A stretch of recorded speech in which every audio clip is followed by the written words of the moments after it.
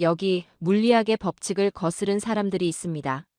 초속 30m의 강풍, 끊어진 다리, 천길 낭떠러지 위로 매달린 스쿨버스, 최첨단 장비를 갖춘 러시아 구조대조차 접근 불가를 외치며 등을 돌렸던 그 절망의 순간이었죠. 아무런 연고도 없는 타국의 아이들을 위해 자신의 몸을 쇠사슬로 묶고 인간다치 되기를 자처한 사람들. 그들은 왜 도망치지 않았을까요? 도대체 무엇이 그들을 그토록 무모하게 만들었을까요? 전 세계가 침묵했던 그날, 오직 한국인만이 보여준 뜨거운 기적. 프랑스 출신 산악구조 전문 기자가 눈물로 기록한 그날의 증언, 지금 공개합니다.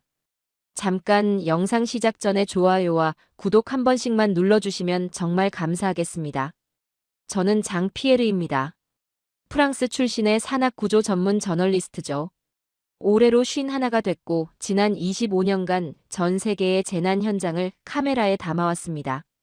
알프스의 눈사태, 히말라야의 크레바스, 안데스 산맥의 추락사고. 수천 구의 시신을 보며 제가 깨달은 진리는 하나였어요. 자연 앞에서 인간의 의지는 휴지 조각보다 가볍다. 저는 철저한 데이터 신봉자입니다. 감정이 아니라 숫자를 믿어요. 풍속, 기온, 고도, 하중. 이런 것들이 생사를 결정합니다. 영웅담 따위는 믿지 않아요. 제가 본 현장에서 영웅은 없었습니다. 살아남은 자와 죽은 자만 있었죠. 그리고 대부분은 죽었습니다. 1998년 알프스에서 눈사태가 났을 때 저는 한등반가의 죽음을 지켜봤어요. 그는 동료를 구하려다 함께 묻혔습니다. 영웅적인 행동이었죠. 하지만 결과는 두 구의 시신이었어요. 그때 저는 배웠습니다. 감정적인 판단은 죽음을 부른다. 냉정한 계산만이 생명을 구한다. 그래서 저는 차가운 사람이 됐어요. 동료들은 저를 얼음장 피에르라고 불렀습니다. 칭찬이 아니었죠. 하지만 저는 개의치 않았어요. 살아남는 게 중요하지, 따뜻한 사람이 되는 게 중요한 건 아니니까요. 하지만 2024년 11월, 저는 그 냉철한 신념이 산산조각 나는 것을 목격했어요. 그것도 구조대원도 군인도 아닌 평범한 한국의 노동자들에 의해서였습니다. 사고가 난 곳은 몽골 서부 알타이 산맥의 깊은 협곡이었습니다. 현지인들은 그곳을 악마의 목구멍이라 불렀어요. 이름에는 이유가 있죠. 양쪽으로 수직 절벽이 솟아있고 그 사이로 초속 30m가 넘는 칼바람이 휘몰아치는 곳입니다. 바람이 불 때마다 협곡 전체가 울부짖어요. 마치 악마가 숨을 들이쉬는 것 같다고 해서 그런 이름이 붙었죠. 이 협곡을 가로지르는 현수교가 하나 있었습니다. 소련 시절에 지어진 다리였어요. 50년이 넘은 낡은 구조물이었죠. 케이블은 녹슬었고 상판은 삐걱거렸습니다. 하지만 이 다리가 협곡 양쪽 마을을 잇는 유일한 통로였어요. 아이들은 매일 이 다리를 건너 학교에 갔습니다. 저는 몽골의 산악구조 시스템을 취재하러 이곳에 왔습니다. 그런데 도착하자마자 무전기에서 다급한 목소리가 터져나왔어요. 비상, 비상, 현수교 붕괴, 스쿨버스가 추락 중. 반복한다, 스쿨버스가 추락 중. 저는 즉시 현장으로 달렸습니다. 차로 40분 거리였어요. 가는 동안 무전기를 통해 상황을 파악했죠. 노후된 현수교의 메인 케이블이 끊어졌다고 했습니다. 다리 상판이 무너지면서 마침 그 위를 지나던 스쿨버스가 협곡 아래로 떨어지고 있다고요. 현장에 도착했을 때 저는 제 눈을 의심했습니다. 버스가 허공에 매달려 있었어요. 150m 아래는 날카로운 바위들이 이빨처럼 솟아있는 협곡 바닥이었습니다. 저 아래로 떨어지면 인간의 몸은 순식간에 으깨집니다. 뼈가 부서지고 살이 찢기고 피가 바위를 물들이겠죠. 저는 그런 장면을 여러 번 봤어요. 버스를 지탱하는 건 끊어지다 만와이어 한 가닥뿐이었죠. 바람이 불 때마다 버스가 그네처럼 흔들렸어요. 삐걱, 삐걱. 쇳소리가 비명처럼 협곡을 울렸습니다. 그 소리는 마치 금속이 비명을 지르는 것 같았어요. 나 곧 끊어져, 나 곧 끊어져. 저는 망원 렌즈로 버스 안을 들여다봤어요. 아이들이 보였습니다. 20명쯤 되어 보였죠. 대부분 초등학생이었어요. 교복을 입고 있었습니다. 책가방을 맨 아이도 있었죠. 아침에 집을 나설 때는 평범한 하루가 될 거라 생각했을 거예요. 그런데 이상했습니다. 울음소리가 들리지 않았어요. 아이들은 창문에 얼굴을 붙이고 있었지만 입을 열지 못했습니다. 공포에 질려 숨조차 쉬지 못하는 거였죠. 극도의 공포는 사람을 얼어붙게 만듭니다. 소리를 지르는 것조차 불가능해져요. 한 여자아이의 얼굴이 렌즈에 잡혔어요. 7살쯤 되어 보였습니다. 눈이 휘둥그레져서 창밖을 바라보고 있었죠. 150m 아래의 바위들을 보고 있었을 거예요. 눈물이 볼을 타고 흘러내렸지만 소리는 나지 않았어요. 입술이 파랗게 질려 있었습니다. 저체온증의 초기 증상이었죠.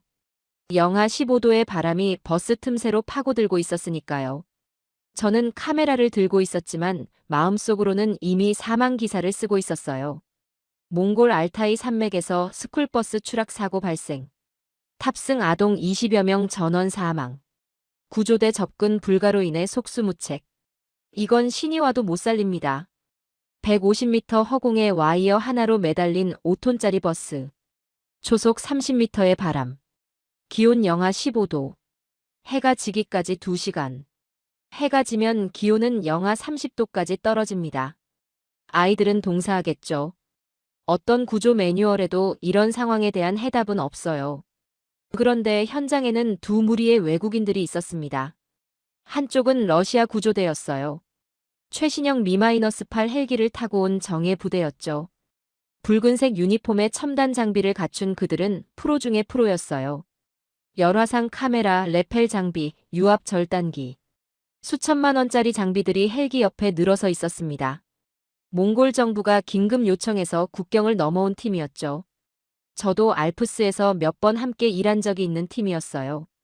다른 한쪽은 먼지를 뒤집어 쓴 작업복 차림의 동양인들이었습니다. 낡은 덤프트럭 세대에 나눠 타고 온 사람들이었어요. 누군가 그들이 근처에서 도로 공사를 하던 한국 건설팀이라고 했습니다. 대부분 40대에서 50대로 보였어요. 얼굴은 햇볕에 그을렸고 손은 굳은 살로 갈라져 있었죠. 전형적인 현장 노동자들이었습니다. 저는 당연히 러시아 팀에게 주목했어요. 그들이 이 상황을 해결할 거라고 생각했죠. 한국인들은 그냥 구경꾼이겠거니 했습니다. 흙투성이 작업복을 입은 그들이 뭘 할 수 있겠어요? 그때 저는 몰랐습니다. 그 흙투성이 작업복 속에 어떤 거인들이 숨어 있는지. 러시아 구조대 대장이 풍속계를 확인했습니다. 그의 표정이 굳어졌어요. 대장은 이고르라는 이름의 40대 중반 남자였습니다. 시베리아 출신의 베테랑이었죠. 영하 50도의 혹한에서도 구조 작업을 해본 사람이에요. 초속 32m. 돌풍은 40m까지 치솟는다. 그가 헬기 조종사에게 고개를 저었습니다. 조종사도 고개를 끄덕였어요. 둘 다 베테랑이었습니다. 이 상황이 무엇을 의미하는지 잘 알고 있었죠. 접근 불가. 대장이 무전기에 대고 말했습니다. 바람이 너무 세다. 헬기를 띄우면 로터가 암벽에 부딪힌다. 협곡 안에서 난기류가 발생하고 있어. 우리까지 죽는다. 저는 그의 판단에 동의했어요. 이성적이고 과학적이며 합리적인 판단이었습니다. 풍속 30m 이상에서 협곡 내 호버링은 자살 행위예요. 헬기의 로터가 만들어내는 기류와 협곡의 난기류가 충돌하면 기체가 벽면에 충돌합니다. 조종사와 구조대원까지 죽는 거죠. 저도 비슷한 상황을 본 적이 있어요. 2015년 네팔에서 헬기가 협곡에 추락해 조종사 2명이 사망했습니다. 그때도 풍속이 문제였죠. 매뉴얼에도 명시되어 있어요.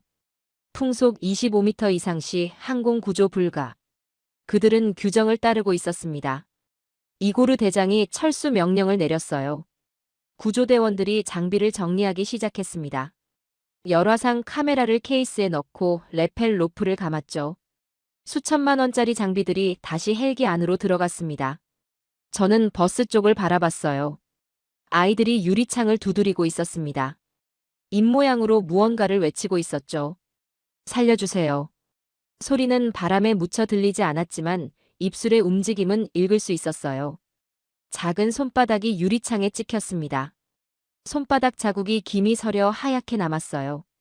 이고르 대장도 그걸 봤을 겁니다. 그의 눈이 잠깐 흔들렸어요. 하지만 그는 애써 외면했습니다. 무전기에 대고 작전 불가능, 반복한다. 작전 불가능만 반복했죠. 저는 그를 비난할 수 없었습니다. 20명의 아이를 구하려다 10명의 구조대원이 죽으면 그건 영웅이 아니라 바보예요. 숫자로 따지면 손해인 거죠. 그게 프로의 논리입니다. 저도 같은 생각이었어요. 그때였습니다. 둔탁한 엔진 소리가 들렸어요. 고개를 돌려보니 낡은 덤프트럭 3대가 절벽 끝을 향해 돌진해오고 있었습니다. 아까 본 한국인들이었어요. 그들은 차에서 뛰어내리더니 버스가 매달린 절벽 쪽으로 달려갔습니다. 뛰는 모습이 급박했어요. 마치 자기 가족이 매달려 있는 것처럼. 저는 어이가 없었어요. 뭘 하겠다는 거지? 그들의 장비는 초라했습니다. 녹슨 크레인 하나, 굵은 쇠사슬 몇 뭉치, 밧줄, 그리고 삽자루가 전부였어요. 첨단 구조 장비는커녕 제대로 된 안전모조차 갖춰 입지 않은 사람들도 있었죠. 러시아 팀의 수천만 원짜리 장비와 비교하면 그야말로 맨손이나 다름없었습니다. 저는 통역을 통해 그들에게 물었습니다. 당신들 미쳤소? 저 러시아 헬기도 포기하고 가는 마당에 저 고물 트럭으로 뭘 하겠다는 거요? 한국인 작업반장으로 보이는 중년 남자가 저를 돌아봤어요. 50대 초반쯤 되어 보였습니다. 얼굴은 먼지와 기름때로 뒤덮여 있었고 손은 굳은 살로 갈라져 있었죠. 눈가에는 깊은 주름이 패여 있었어요. 평생을 현장에서 보낸 사람의 얼굴이었습니다. 그가 짧게 대답했습니다. 애들이잖아요. 그게 전부였어요. 바람의 속도도 와이어의 인장 강도도 성공 확률도 계산하지 않았습니다. 그냥 애들이라는 한 단어. 그게 그의 모든 이유였죠. 저는 할 말을 잃었어요. 이건 무모함이 아니라 무지함이다. 저는 그렇게 생각했습니다. 상황을 모르니까 저런 소리를 하는 거다. 물리학을 모르니까, 구조 매뉴얼을 모르니까, 위험을 모르니까. 조금 있으면 현실을 깨닫고 물러날 거다. 하지만 그는 물러나지 않았어요. 반장이 갓길에 세워둔 트럭의 바퀴를 걷어차며 소리쳤습니다. 김씨, 와이어 가져와. 이 씨는 트럭 뒤로 돌려. 빨리. 한국인들이 일사불란하게 움직이기 시작했어요. 그들의 행동은 거칠었지만 이상할 정도로 질서가 있었습니다. 마치 군대 같기도 했고 가족 같기도 했어요. 아무도 지시를 되묻지 않았습니다. 반장이 소리치면 나머지가 움직였죠. 오랜 세월 함께 일해온 팀 특유의 호흡이었어요. 저는 그때 한 가지를 봤어요. 트럭 짐칸에 실린 것들. 시멘트 포대, 삽, 곡괭이 사이에 비닐봉지 몇 개가 있었습니다. 그 안에는 컵라면과 캔커피가 들어있었어요. 몽골의 추위를 견디며 일하기 위해 그들이 챙겨온 것들이었죠. 소박한 짐이었습니다. 고급 장비도 첨단 기술도 없었어요. 그냥 라면과 커피. 그때는 몰랐어요. 저 소박한 짐들 속에 무엇이 담겨 있는지. 그들의 트럭에 실린 것이 흙이나 자재가 아니라 묵직한 책임감이었다는 것을. 이것은 훗날 이 기적의 가장 중요한 복선이 됩니다. 러시아 헬기가 굉음을 내며 멀어져 갔습니다. 로터 소리가 점점 작아지더니 이윽고 바람 소리에 묻혔어요. 하늘에서 붉은 점이 되어 사라졌습니다. 그 소리가 사라지는 순간 저는 버스 안 아이들의 표정을 봤습니다. 희망이 꺼지고 있었어요. 헬기는 그들에게 마지막 희망이었거든요. 하늘에서 내려온 구원자. 그 구원자가 떠났습니다. 너희는 버려졌다는 사형 선고나 다름없었죠. 하지만 한국인들은 하늘을 보지 않았습니다. 그들의 눈은 오직 버스에만 고정되어 있었어요. 헬기가 떠나든 말든 그들에겐 상관없는 일이었습니다. 반장이 손짓을 했습니다. 트럭 3대가 절벽 끝으로 후진하기 시작했어요. 불과 1m 앞까지. 바퀴가 절벽 가장자리의 자갈을 밟았습니다. 자갈이 와르르 무너져 내려 허공으로 떨어졌어요. 150m 아래로. 떨어지는 소리가 들리지 않았습니다. 너무 깊었으니까요. 저는 숨을 멈췄습니다. 미친 짓이다. 저러다 트럭까지 떨어진다. 25톤짜리 트럭이 절벽 끝에 서 있다니. 바퀴 하나만 미끄러져도 전부 끝이에요. 걸어. 반장의 고함과 함께 3명의 한국인이 허리에 밧줄 하나만 묶은 채 절벽 아래로 몸을 던졌습니다. 저는 뷰파인더를 보던 눈을 뗐어요. 눈으로 직접 봐야 했습니다. 이건 카메라 프레임 안에 담을 수 있는 장면이 아니었어요. 그들은 고개사처럼 버스 지붕 위로 뛰어내렸습니다. 흔들리는 버스 위에서 균형을 잡으며 쇠사슬을 차체 프레임에 연결했어요. 바람이 불 때마다 버스가 그네처럼 흔들렸습니다. 그때마다 그들의 몸도 함께 흔들렸죠. 150m 허공 위에서 밧줄 하나에 목숨을 맡긴 채 저는 손에 땀이 났어요. 카메라를 쥔 손이 떨렸습니다. 저 사람들이 떨어지면 나는 그 장면을 찍어야 하나? 그런 생각이 들었어요. 쇠사슬이 버스와 트럭을 연결했습니다. 이제 버스는 낡은 와이어 하나가 아니라 트럭 3대의 무게로 지탱되고 있었어요. 하지만 그게 끝이 아니었습니다.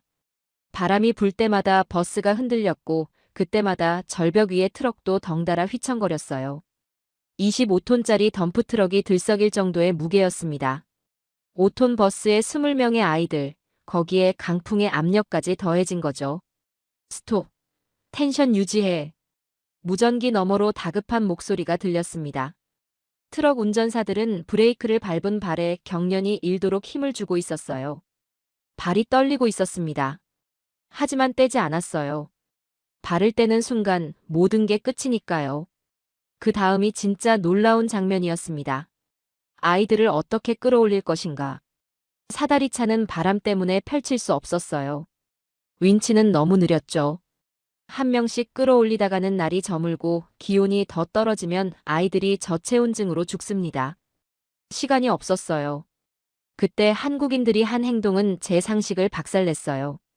트럭 뒤에 대기하던 20여 명의 인부들이 일렬로 늘어섰습니다. 그리고 서로의 허리춤을 잡았어요. 앞사람의 허리를 뒷사람이 잡고 그 뒷사람의 허리를 또 뒷사람이 잡았습니다. 인간 사슬. 휴먼 CHAIN. 그들은 스스로가 윈치가 되기로 작정한 겁니다. 기계가 할 수 없으니 사람이 하겠다는 거였어요. 맨몸으로. 맨 앞에 청년이 절벽 아래로 몸을 내밀었습니다. 버스 지붕 위에 있던 동료가 아이 한 명을 안아 올렸어요. 청년이 아이를 받았습니다. 그리고 뒤로 전달했죠. 당겨. 구호와 함께 20명의 사내들이 동시에 뒤로 물러났습니다. 아이가 절벽 위로 올라왔어요. 한 명. 그리고 또 한 명. 저는 경악했습니다. 이게 되는 건가? 저는 옆에 남아있던 러시아 구조대원에게 물었습니다. 철수하지 않고 현장을 지켜보던 젊은 대원이었어요. 아마 신참이라 명령을 어기고 남은 것 같았습니다. 저게 가능합니까? 그는 코웃음을 쳤습니다.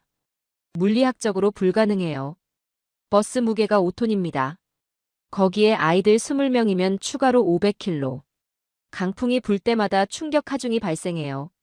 순간적으로 10톤 이상의 힘이 걸립니다. 저 사람들의 허리가 먼저 끊어지거나 트럭이 같이 딸려 내려갈 겁니다. 그가 담배를 꺼내 물었어요. 손이 살짝 떨리고 있었습니다. 멍청한 자살 행위죠. 우리 매뉴얼에는 저런 건 없습니다. 저건 구조가 아니라 집단 자살이에요. 그의 말이 맞을지도 몰랐어요. 서구의 합리주의의 매뉴얼 중심의 사고방식으로는 한국인의 행동은 비효율 그 자체였습니다. 계산이 안 맞으니까요. 성공 확률이 너무 낮고 실패했을 때의 손실이 너무 커요. 구조하려다 구조대원까지 죽으면 총 사망자 수만 늘어나는 거죠.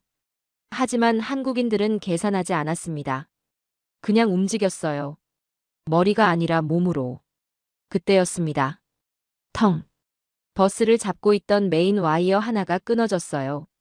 처음부터 버스를 지탱하고 있던 낡은 와이어였습니다. 한계에 다다른 거였죠. 50년 된 케이블이 마침내 항복한 겁니다. 버스가 급격하게 아래로 처졌습니다. 1m쯤 떨어졌어요. 버스 안에서 아이들의 비명이 들렸습니다. 드디어 공포가 목소리가 된 거죠. 아! 절벽 위에서 쇠사슬을 잡고 있던 한국인들의 대열이 순식간에 2m나 끌려갔어요. 맨 앞에 있던 청년은 바닥에 질질 끌려가면서도 사슬을 놓지 않았습니다. 자갈밭 위로 끌려가면서 무릎이 찢어졌어요. 장갑이 벗겨지고 손바닥에서 피가 튀었습니다. 제 망원 렌즈에 그 장면이 잡혔어요. 피 묻은 손, 살이 찢긴 손바닥.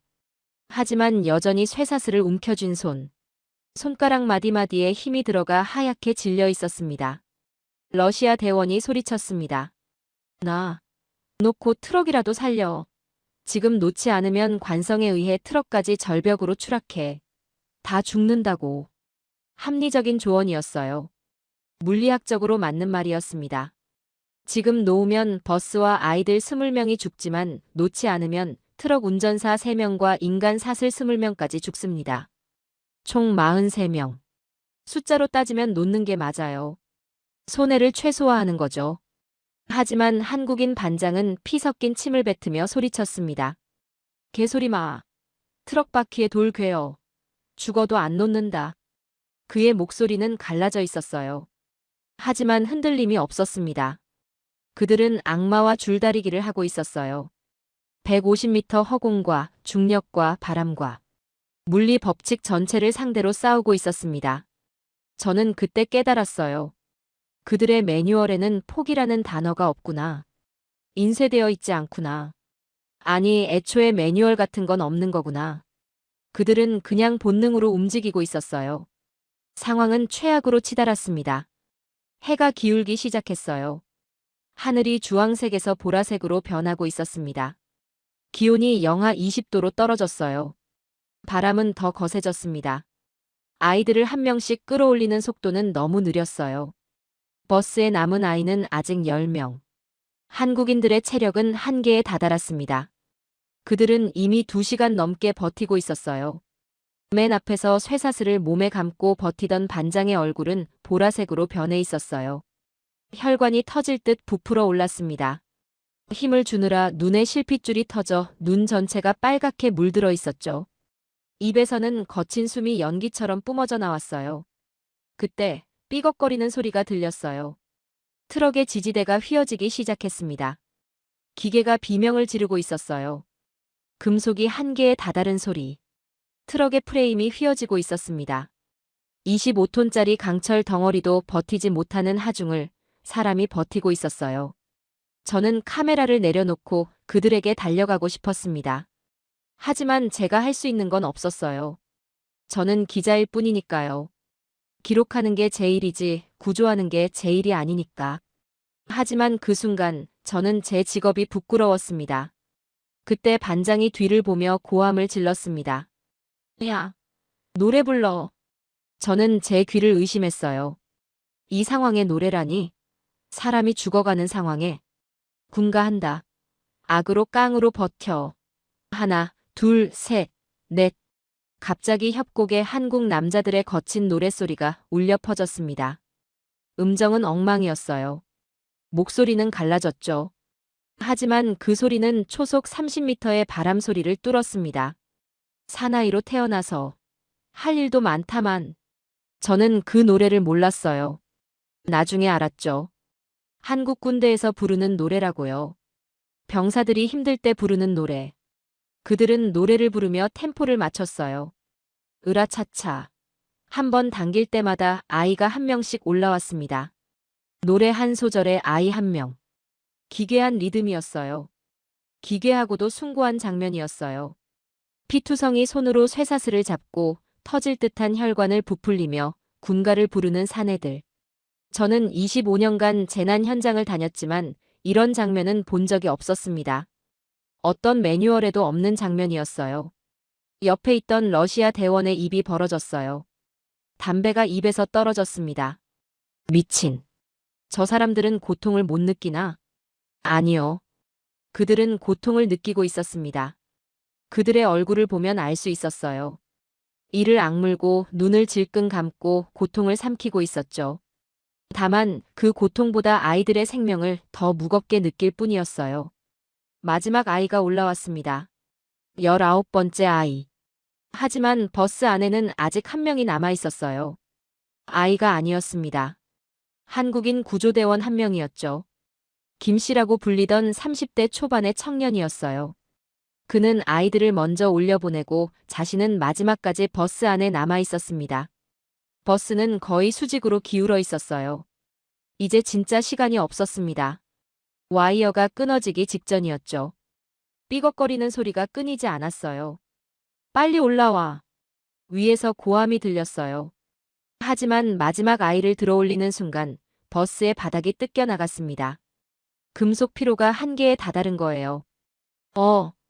김 씨의 몸이 허공으로 떨어지려는 찰나 위에서 뻗어나온 손이 그의 손목을 낚아챘어요. 반장이었습니다. 반장은 절벽 끝에 위태롭게 매달려 있었어요. 한 손으로는 쇠사슬을, 한 손으로는 부하 직원의 손목을 잡고 있었습니다. 성인 남자 한 명의 무게를 한 손으로 버티고 있었죠. 70kg가 넘는 무게를. 잡아당겨. 이 새끼들아. 내 동생 죽는다. 반장의 절규가 협곡을 울렸습니다. 동생이라고 했어요. 부하 직원을 동생이라고. 그 소리에 뒤에 있던 모든 인부들이 달려들었어요. 심지어 구경하던 몽골 청년들까지 뛰어와 밧줄을 잡았습니다. 저도 달렸어요. 카메라를 던지고 밧줄 끝을 잡았습니다. 제가 뭘 할 수 있는지 몰랐어요. 하지만 가만히 서 있을 수 없었습니다. 당기고 또 당겼어요. 손바닥이 까지는 것도 몰랐습니다. 그 순간 저는 봤어요. 반장의 어깨가 기형적으로 꺾여 있는 것을. 탈골이었습니다. 빠진 어깨로 성인 남자의 무게를 버티고 있었던 거예요. 눈핏줄이 터져 눈에서 붉은 눈물이 흘러내리고 있었습니다. 눈물인지 피인지 모를 것이. 그런데도 그는 손을 놓지 않았어요. 그것은 구조가 아니었습니다. 그것은 자식을 살리려는 아버지의 본능. 그 자체였어요. 마침내 두 사람이 절벽 위로 끌려 올라와 흙바닥에 뒹굴었습니다. 모두가 숨을 헐떡였어요. 현장에는 정적만이 감돌았습니다. 바람 소리조차 멈춘 것 같았어요. 그리고 누군가 울기 시작했어요. 한국인 인부 중 한 명이었습니다. 소리 없이 어깨만 들썩이며 울고 있었죠. 그 울음이 번졌어요. 한 명, 두 명. 강철 같던 사내들이 아이처럼 울었습니다. 20명의 아이들이 모두 살았습니다. 러시아 헬기가 다시 돌아왔어요. 바람이 조금 잦아들자 그제야 접근이 가능해진 거였죠. 해가 완전히 진 뒤였습니다. 그들은 민망한 표정으로 아이들을 병원으로 이송하겠다고 했습니다. 이고르 대장은 반장에게 다가와 뭔가 말하려 했어요. 하지만 결국 아무 말도 하지 못했습니다. 그냥 고개만 숙였죠. 한국인들은 아무 말 없이 아이들을 헬기에 태웠어요. 생색낼 힘조차 없어 보였습니다. 다들 바닥에 주저앉아 하늘만 바라보고 있었죠. 별이 떠오르고 있었어요. 저는 반장에게 다가갔습니다. 그는 덜덜 떨리는 손으로 담배를 입에 물려 했지만 손가락이 굳어서 라이터를 켜지 못하더군요. 아드레날린이 빠지면서 근육이 경직된 거예요. 그의 장갑은 다 찢어져 너덜거렸어요. 손바닥은 고기 다지는 기계에 들어갔다 나온 것처럼 지시겨져 있었습니다. 피와 흙이 뒤섞여 마른 피딱지가 되어 있었죠. 어깨는 여전히 비정상적인 각도로 꺾여 있었어요. 제가 라이터를 켜주며 물었어요. 당신 어깨. 병원에 가야 합니다. 탈골이에요. 그는 깊게 연기를 빨아들이더니 피식 웃었습니다. 애들 무사하면 됐수다. 우리야 뭐 막걸리 한 잔 먹고 자면 낫지. 막걸리. 저는 그 단어를 처음 들었어요. 나중에 알았죠. 한국의 전통 술이라고. 노동자들이 즐겨 마시는 술. 그가 주머니에서 찌그러진 캔커피 하나를 꺼냈어요. 아까 트럭 짐칸에서 봤던 그 캔커피였습니다. 찌그러지고 흙이 묻어 있었지만 여전히 따뜻했어요. 그는 그걸 옆에 서 있던 몽골 아이에게 쥐어줬어요. 추웠제? 이거 마셔. 따시다. 아이가 캔커피를 받아들었습니다. 아까 제가 망원 렌즈로 봤던 그 여자아이였어요. 7살쯤 되어 보이던. 얼어붙은 손으로 캔을 감싸 쥐었어요. 그리고 반장의 얼굴을 올려다봤습니다. 아이의 눈에 눈물이 고였어요. 입술이 떨렸습니다. 저는 그 장면을 보면서 깨달았습니다. 아까 트럭 짐칸에 실려 있던 것들. 컵라면과 캔커피. 그게 무엇이었는지. 최첨단 장비를 가진 자들은 위험을 계산하고 도망쳤습니다. 매뉴얼대로. 합리적으로. 하지만 낡은 트럭을 가진 이들은 사람을 계산하고 남았어요. 그들의 손은 거칠고 더러웠지만 그 손이 닿은 곳마다 생명이 피어났습니다. 다음 날 전 세계 뉴스가 몽골의 기적을 타전했습니다. BBC, CNN, 로이터. 하지만 대부분은 러시아 헬기의 신속한 이송을 칭찬하거나 아이들의 생還자체에만 집중했어요. 그 절벽 끝에서 쇠사슬을 몸에 감고 버텼던 작은 거인들의 이야기는 어디에도 없었습니다.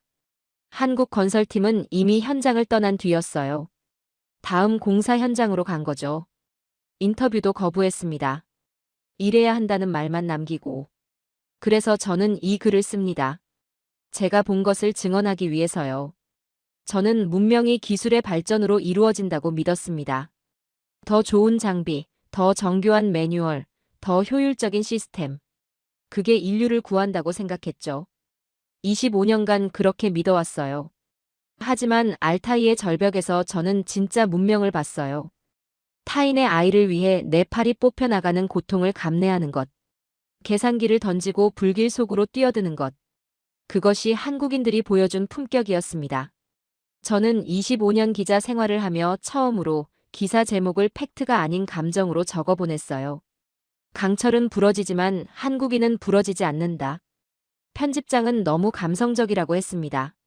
하지만 저는 고집을 꺾지 않았어요. 이건 팩트니까요. 제가 두 눈으로 본 팩트. 이제 저는 한국으로 갈 겁니다. 그들이 마신다는 그 막걸리를 함께 나누며 다시 한번 묻고 싶어요. 당신들을 그렇게 강하게 만든 힘은 도대체 어디서 나오는 거냐고. 그리고 그 투박한 손을 제 두 손으로 꼭 잡고 싶습니다. 얼음장 피에르가 처음으로 누군가의 손을 잡고 싶어졌어요. 차가운 계산과 이익이 앞서는 세상입니다. 하지만 우리는 보았습니다. 계산기를 던져버리고 타인의 생명을 위해 기꺼이 자신의 어깨를 내어준 그 투박한 손들을 말이죠. 세계가 놀라고 감동했던 그 바보 같은 희생이 사실은 우리 대한민국을 지탱해온 가장 위대한 힘이 아닐까요? 오늘 전해드린 한국인들의 뜨거운 이야기가 마음에 닿으셨다면 구독과 좋아요 부탁드립니다. 여러분의 소중한 관심이 더 많은 감동을 찾아내는 큰 힘이 됩니다. 저는 다음에도 가슴 벅찬 이야기로 다시 찾아오겠습니다. 시청해주셔서 감사합니다.